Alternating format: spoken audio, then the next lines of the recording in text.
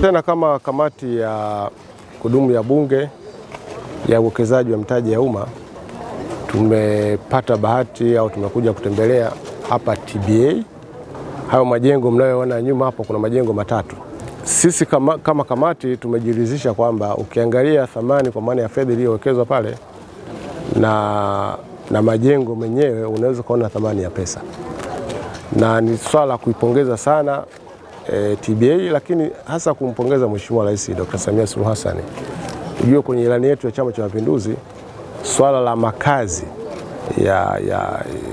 ya watu au kwa Dar es Salaam au katika miji mikubwa inayokuwa ni kipaumbele, na hii ni sehemu ya utekelezaji. Wapo taasisi zingine fanya kazi kama hiyo, lakini lengo kubwa ni kutekeleza ilani ya Chama cha Mapinduzi. Tunarudie tena kama kamati tunashukuru sana serikali ya awamu ya 6 ambayo inaongozwa na Dr. Samia Suluhu Hassan kwa utekelezaji. Unajua kuzungumza ni jambo lingine, lakini kutekeleza ni jambo lingine. Nafikiri ndio maagizo ya Mheshimiwa Rais anapotaka hizi taasisi zetu hizi za umma sio zinakwenda kutega bakuli kwenye bajeti ya nchi.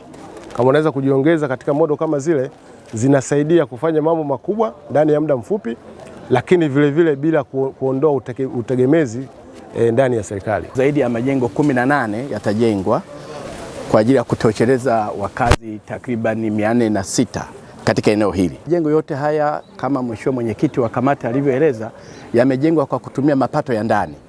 Yaani TBA inapokusanya hela zake za ndani inawekeza kwenye maeneo mengine, na ndio mlivyoona wameweza kutekeleza haya, na bado wanaendelea kutekeleza kwenye miradi mingine wa kuja awamu ya pili, ambapo watajenga majengo kama haya 4 ambayo yataanza kuanzia mwaka ujao wa fedha kwa kutumia mapato vile ya ndani.